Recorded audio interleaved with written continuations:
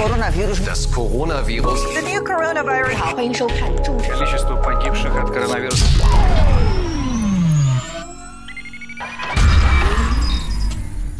дуруд тамошобинони иззатманд, боз ҳам бо барномаи иртибот меҳмони хонадони шумо ҳастем ва имрӯз дар барномаи навбатии иртибот мо дар масъалаи пешгирии панҷшавии пандемияи COVID-19 ва роҳҳои табобати ин беморӣ баҳри шумо маълумот хоҳем дод. Меҳмонони барномаи имрӯзаи мо ҳастанд раиси кумитаи иҷроияи ибтидоии ҳизби халқи демократии тоҷикистон дар ҷамъияти саҳомии кушодаи ширкати алюминии тоҷик Юсуф Талабов, ҳамзамон имомхатиби масҷиди ҷомеи ҷамъияти диёти Қаратоғ Ориф Мардонов. ман шуморо имрӯз ба барномаи иртибот хушомадед мегӯям. соли нахуст ба раиси кумитаи иҷроияи ибтидоии ҳизби халқи демократии тоҷикистон дар ҷамъияти саҳомии кушодаи ширкати алюминии тоҷик Юсуф Талабов чунин аст: рӯзҳои охир мардуми сайёраро бемории коронавирус ки як намуди зуком мебошад ба таҳлука андохтааст. шумо оиди ин беморӣ, пайдоиши ин маризӣ баҳри бинандагон маълумот медодед? марҳамат. челе ки ҳозир як вазъияте ки дар тамоми сайёра ба вуҷуд омадааст, ин ба вуҷуд омадани касали коронавирус дар тамоми минтақаҳои дунё мебошад. пеш аз он ки мо дар бораи коронавирус гап занем, мо бояд донем ки ин касалӣ кай дар куҷо пайдо шудааст. касали коронавирус моҳи декабри соли 2019 дар шаҳри ухани ҷумҳурии чин пайдо шуд. сабаби пайдоиши ин коронавирус яъне ки гузаштани ин вирус аз парранда ба инсон гузашт ва дар бораи ин касалӣ агар мо назар афканем ба таърих, ин касалӣ нав нест. дар бораи касали коронавирус асосан гӯем агар дар соли 2002 ҳам дар бораи ин маълумот буд, соли 2012 дар арабистон пайдо шудагӣ буд. ин касал барои мардуми мо бегона нест, лекин як нави касалӣ мебошад ки бо роҳи нафас ба насли инсон мегузарад. челе ки мегӯянд дар урфият беҳтарин роҳи табобати касалӣ ин пешгирии он мебошад. барои ҳамин мо бояд барои пешгирии ин касалӣ кӯшиш намоем ва ба гигиенаи шахсӣ риоя кунем ва мо метавонем ки ин касалӣ дар байни мардуми мо хуруҷ наёбад. дар бораи коронавирус агар мо сухан гӯем, дар айни ҳол дар бораи ин мариз ягон ваксина вуҷуд надорад. тамоми олимони дунё кӯшиш мекунанд ки пеш роҳи ин касалиро гиранд. агар ҳозир ба воситаҳои ахбори ома назар афканем, ин касалӣ тамоми мардуми дунё ба таҳлука андохтааст. ҳамин хел давлатҳои абадқудрати дунё ба мисли иёлоти муттаҳидаи Америка, Испания, Германия, Италия ки пеш роҳи ин касалиро дар рӯзҳои аввал пешгирӣ карда натавонистанд. сабаби он буд ки дар ин ҷо касалӣ бисёртар хуруҷ ёфт. барои ҳамин мақсади асосии мо чи аст? мақсади асосии мо ҳамин аст ки мо бояд кӯшиш кунем ки дар байни халқ суҳбат кунем ки аз ҳамада чизи вазнин барои инсон ин тарсу ҳарос мебошад. ҷиҳати агар исломияшам агар гирем, бо муҳтарам доно дар ин бора гап мезанад, ҳар як касалие ки ба ин дунё меояд ба худаш тарсу ҳароси худашро мебиёрад. дар ҳамаи давру замон касалиҳои хуруҷкунанда бисёр буд, ба мисли касали вабо, касали дигар касалиҳое ки инсониятро несту нобуд кардагӣ буд. мо бояд натарсем, чунки агар ҷиҳати психологии инсонро ба назар гирем, дар инсон ҳаст шуъур, ҳаст зершуъур. вақте ки инсон тарсид, вай метавонад ки касал дар организм хуруҷ кунад. ин микробҳое ки аз маризи коронавирус дар ҳаво пайдо мешавад, кӯшиш мекунад ки ягон макони зисти худашро ёбад. барои ҳамин бо роҳи нафас ба организми инсон мегузарад. барои ҳамин мо бояд кӯшиш кунем ки ба беҳдошти худ аҳамияти калон диҳем, бояд гигиенаи шахсиро риоя кунем, дастонамро ҳар рӯз шӯем бо маҳлули антисептикӣ. дар ҷойҳои ҷамъиятӣ серодаме ки одам бисёр аст, мо бояд кам рафтуомад кунем, чунки агар ба шарте ки агар рафтуомадам кунем, бояд масофаро мо бояд риоя кунем. масофаи байни мо бояд аз одамон 1.5-2 метрро ташкил кунад. барои ҳамин аз маҳлулҳои антисептикӣ истифода бурдан зарур аст. ба ғайр аз ин, вақте ки мо аз кор ба хона меравем, бояд кӯшиш кунем ки дастомонро бо собун, бо маҳлули антисептикӣ шӯем ва бо маҳлули намакоб бояд роҳи нафасро мо бояд тоза кунем. ба ғайр аз ин, дар ним стакан оби гарм маҳлули содаро тайёр кардан, мо бояд роҳи нафасро тоза кунем. ин аз ҳама беҳтарин чиз аст барои пешгирии касали коронавирус. ташаккури зиёд муҳтарам раис барои посухатон ва инҷо мехостам Ориф Мардунов шумо риояи гигиенаи шахсӣ ва тозагиро аз дидгоҳи дини мубини ислом ба ҳари бинандагони телевизиони Регар шаҳр медодед.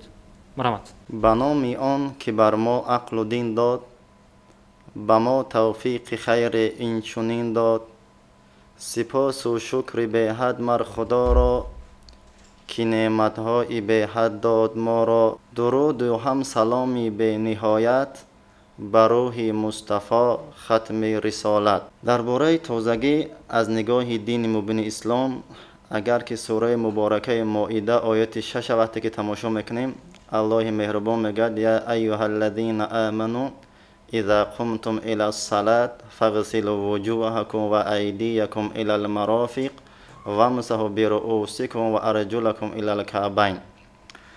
худо мегӯяд: эй мусулмонҳо, шумоҳон пеш аз ибодат рӯи худ, дасти худ, пои худро бишӯетон ва ба сарҳоятон маск кашетон. нигоҳ мекунем аллоҳи меҳрубон пеш аз он ки худи аллоҳро ибодат кунем, моро ба шуштани аъзоҳо фармон медиҳад. аз ин маълум мешавад ки дини ислом гӯем ки ин покизагӣ аст. ибни умар, абдулло ибни умар разияллоҳу таоло анҳу аз пайғамбари гиромӣ ривоят мекунад ки пайғамбари нозанин гуфтанд: таҳҳиру ҳазиҳил аҷсода. пайғамбари гиромӣ гуфтанд: ин ҷисмҳое ки аллоҳ барои шумо дод, инҳоро покиза нигоҳ доред-он. таҳҳаракумуллоҳ. вақте ки шумо ҷисмҳоятонро покиза нигоҳ доштетон, аллоҳ шумоҳонро аз гуноҳҳо покиза мегардонад. баъдан пайғамбари гиромӣ гуфтанд: фаиннаҳу лайса абдун ябиту тоҳиран илла бота малакун фиҳи фи шиориҳи ла янқалибу соата миналлайл. вақте ки инсон худашро покиза нигоҳ медорад, шаб ба пои таҳорат хоб мекунад, худованд малоикаро вазифадор мекунад ки то вақти саҳар болои сарамин банда ин бандаро нигоҳбонӣ мекунад. баъдан ин малоика дуо мекунад ки аллоҳ мағфир ли абдика фа иннаҳу бота тоҳиран. равоҳу тирмизӣ. ин малоика то сар мегӯяд: парвардигоро, ин бандаи ту ба пои таҳорат бо ҷисми покиза хорафт, парвардигор дар ивази ин покизагӣ гуноҳҳояшро мағфират кун. пайғамбари гиромӣ мегӯянд ки ал-исламу назифун. дини ислом ин худаш покизагӣ аст. фатаназзафу фа иннаҳу ла ядхулу лиҷанната илла назиф. инам имом табарони ривоят мекунад ки пайғамбари гиромӣ гуфтанд: ҷаннат ба фақат инсонҳои покиза дохил мешаванд. бояд ин ҳар як мусулмон ба тозагӣ риоя кунад. солеҳ ривоят мекунад ки самиту саид ибни мусайяб, ҳазрати солеҳ мегӯяд ки аз саид ибни мусайяб шунидам ки мегуфт ки инналлоҳа назифун юҳиббу назофа. худованд покиза аст, покизаҳоро дӯст медорад. баъдан амр мекунад ки фатаназзафу афниятакум.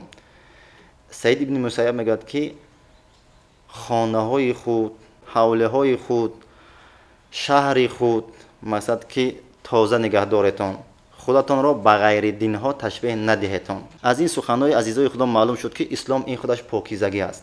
ташаккур барои фикру андешаҳоятон ва инҷо мехостам аз раиси кумитаи иҷроияи ибтидоии ҳизби халқи демократияи тоҷикистон дар ширкати алминии тоҷик пурсон шавам ки чун мушоҳида мегардад дар ҷумҳурии тоҷикистон низ давоми як моҳ мешавад аз ҷониби вазорати тандурустӣ ва ҳифзи иҷтимоии аҳолии ҷумҳурии тоҷикистон бемории коронавирус ба қайд гирифта шудааст ва шумораи гирифторони ин беморӣ низ марзи 3000 нафарро аллакай убур кард ва ин омил дар миёни мардум тарсу воҳимаро зиёдтар кардааст. кумитаи иҷроияи ибтидоии ҳизби халқи демократияи тоҷикистон дар ширкати алминии тоҷик дар ин самт чӣ корҳоро ба сомон расонид то имрӯз? мо кормандони кумитаи иҷроии ибтидоии ҳизби халқи демократии тоҷикистон дар ҷамъияти соҳими кушодаи ширкати алминии тоҷик аз рӯзи аввали пайдоиши ин мариз дар байни кормандони корхона будем, дар байни халқ будем ва кормандони мо кӯшиш ба сай доданд ки дар байни кормандони корхона таблиғу ташвиқ баранд ки ин касалии пайдо шуда оқибат роҳи тавбати худашро меёбад ва мо варақаҳое ки дар бораи пешгирии касалии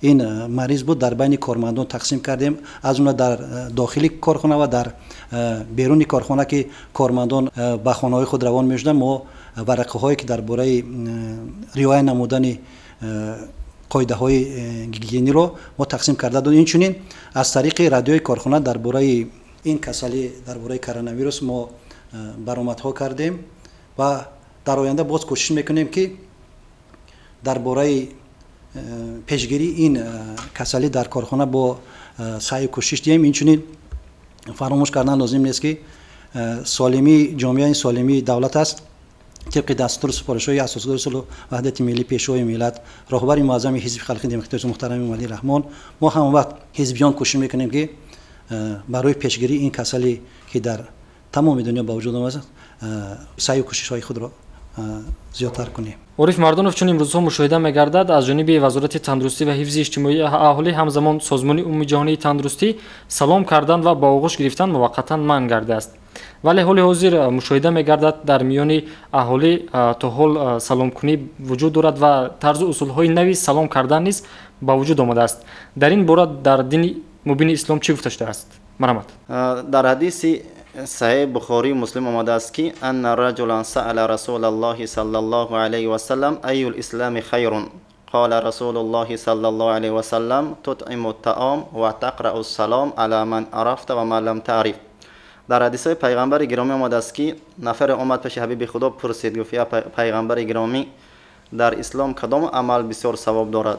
پیغمبر گرامی گفتند تطعم الطعام شرایط داشته باشی از حال کمبغل ها خبر گیر کمبغل ها را طعام ده.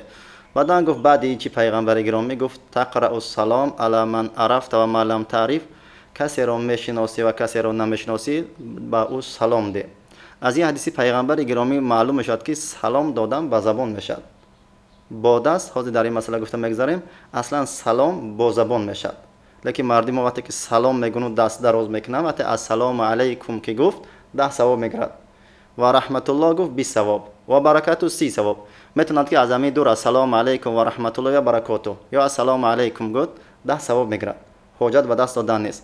مسئله دست دادن حدیث هم اینجا هست که پیغمبر گرامی گفتند ما من مسلمین یلتقیان فیتصافحان الا غفر لهما قبل ان یتفرقا. امام ترمذی روایت میکند پیغمبر گرامی گفتند وقتی که دو مسلمان با همدیگر ملاقات میکنند و یتصافحان با هم مصافحه میکنند اصلا السلام علیکم این از سلام میگن دست دادن این سلام نیست این مصافحه است. یعنی مصافحه در لغت اخذ الید بالید گرفتن دست با دست.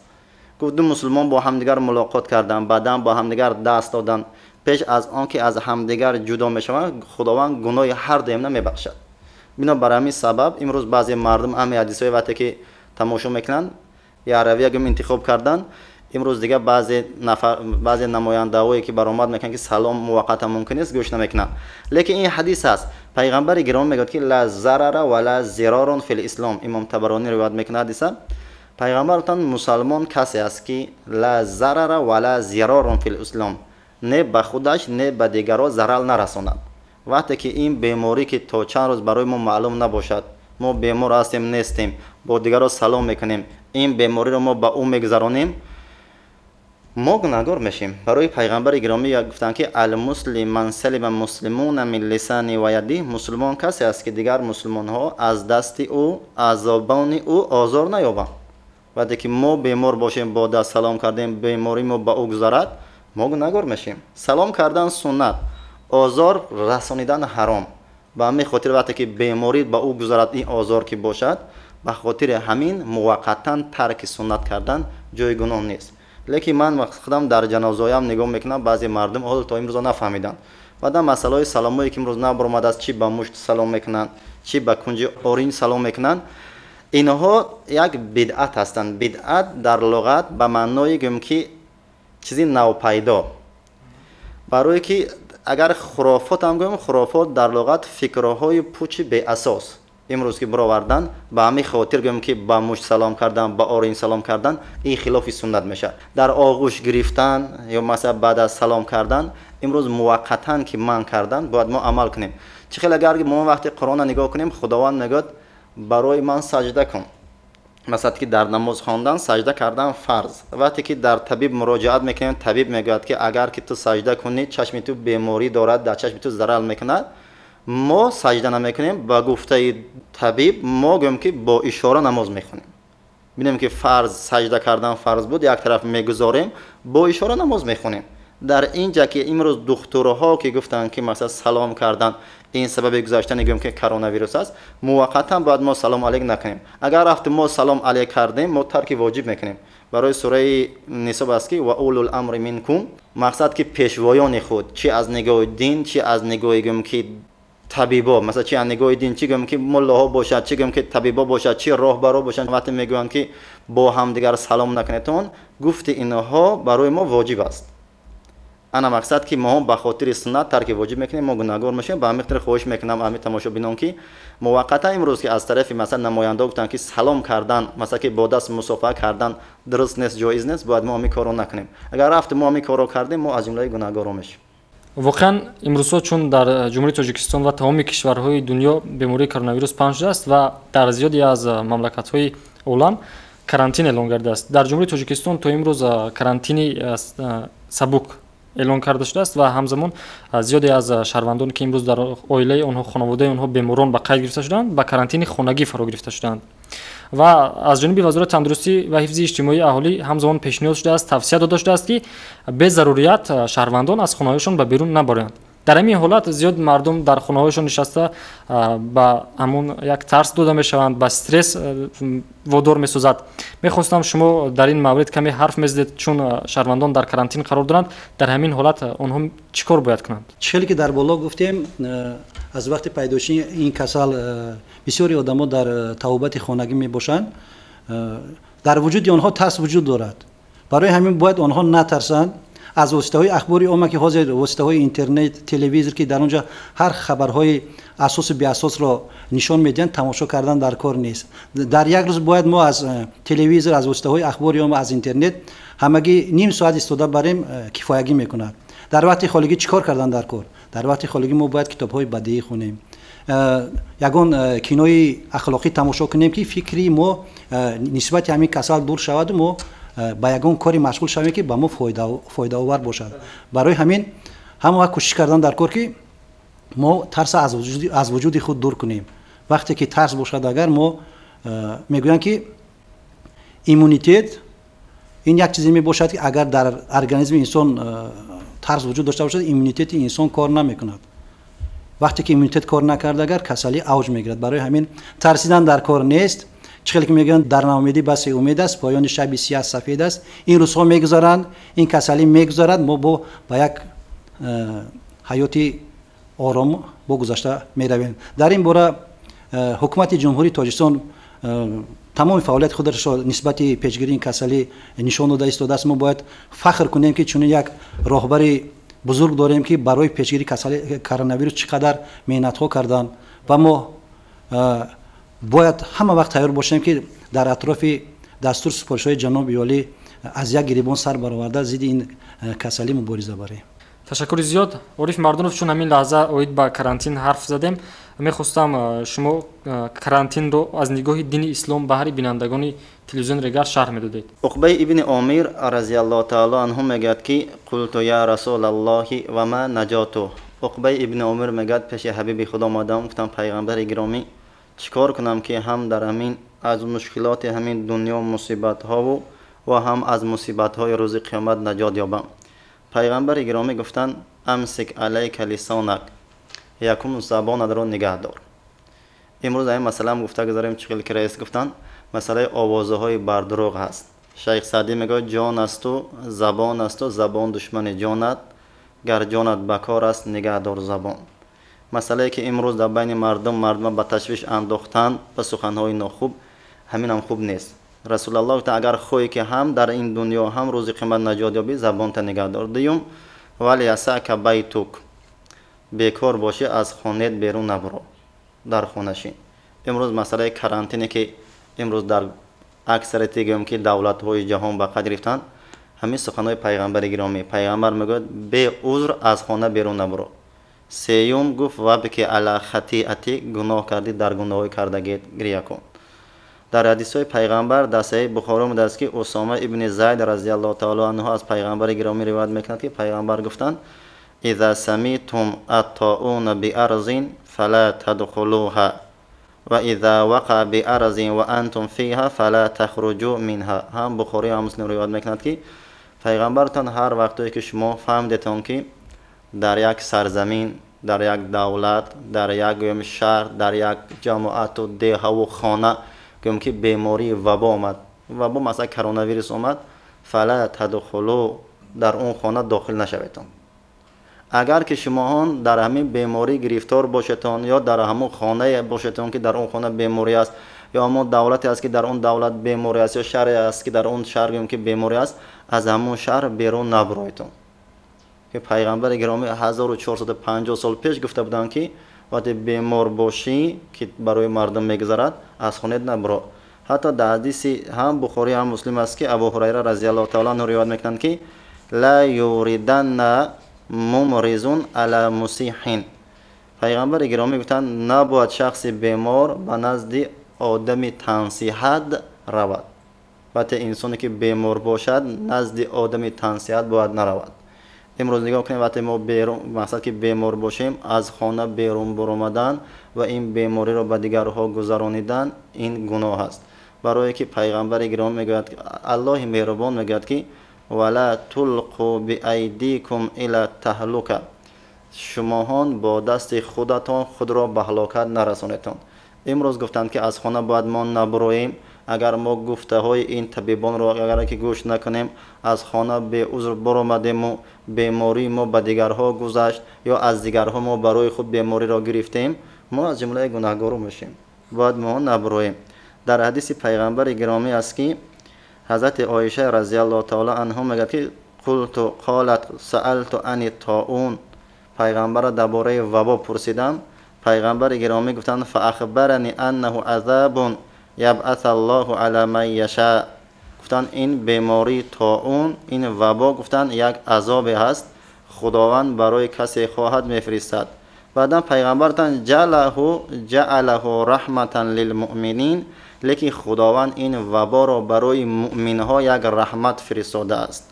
اگر نگاه کنیم امروز بیماری که کرونا ویروس هم در بین ما باشد با ما در دلهامون بیماری های داریم که حسد و بخیلی و غیبت و فریب مسلمان این بیماری است که از این کرونا ویروس سخت‌تر است. ولی خداوند این بیماری را بالای ما داد تا که ماهان به خود آییم. بعدا پیغمبر گرامی گفتند که لیس من احد یقع الطاعون فیمکث فی بلده صابرا یعلم انه لا یصیبه الا ما کتب الله له الا کان مثل اجر الشهید. رواه البخاری. بعدا پیغمبر گرامی گفتند که اگر شما فهمیدتون که این بیماری در شهر شما آمده است شما در خانه نشینتون از خانه بدرک به عذر به بیرون نبرایتون و امید داشته باشیتون که من صبر میکنم و از جانب خداوند برای من ثواب است.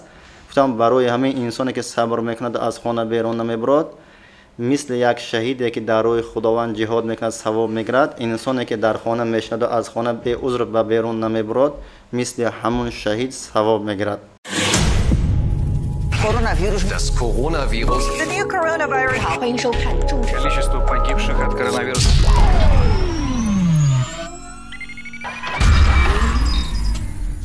бинандагони азиз ёдрас мешавам барномаи иртибот ҳамин лаҳзаҳо идома дорад ва меҳмонони барномаи имрӯзаи мо ҳастанд раиси кумитаи иҷроияи ибтидоии ҳизби халқи демократии тоҷикистон дар ширкати амнии тоҷик юсуф талабов ва имомхатиби масҷиди ҷомеи ҷамъияти диёти қаратоғ ориф мардонов. бори дигар ба барнома хушомадед мегӯям ва юсуф талабов пайдоиши бемории коронавирус ба соҳаи иқтисодиёти ҷаҳон таъсир расонидааст. ба ҷумҳурии тоҷикистон ин беморӣ чӣ гуна таъсир расонда метавонад аз дидгоҳи шумо? марҳамат.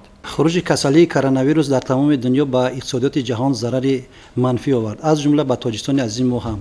барои ҳамин мо бояд дар ин даврае ки беҳад мушкили бар сари мардуми дунё омадааст мо бояд ба таҳлука нафтем кӯшиш кунем ки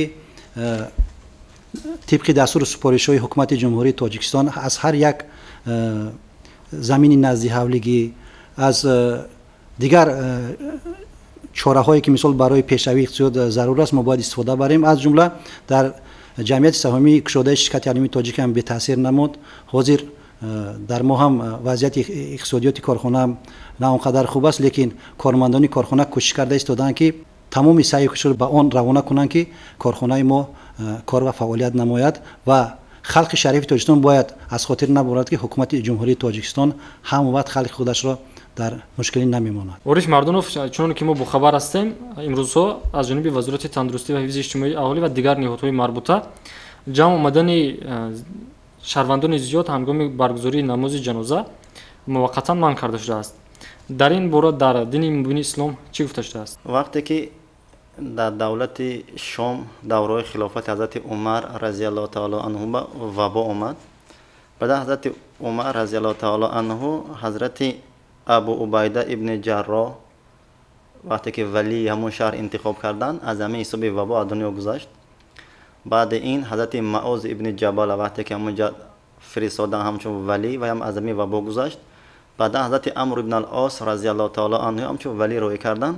ҳазрати амр ибн ал-ос омаданд гуфтанд айюҳаннос, эй мардум, инна тоуна каннор, гуфтанд ин беморӣ вабо мисли як оташ аст. ва антум вақудуҳа, гуфтанд шумо ҳӯзуми ин дӯзах ҳастед. фатафаррақу ва таҷаббалу ай исъадул ҷибала ҳатта ла таҷида нару ма юшъилуҳа фатантафиу ваҳдаҳа фаламма самиу фастаҷабу. ҳазрати амр ибн ал-ос хутба хонданд, гуфтанд эй мардум, ин беморӣ мисли гӯем оташ аст, шумо мисли ҳӯзум ҳастед. шумоҳон гуфтанд вақте ки ҳӯзум ки бисёр ки ҷамъ ки шуд, алло мақсад ки оташ бисёр баланд мешавад.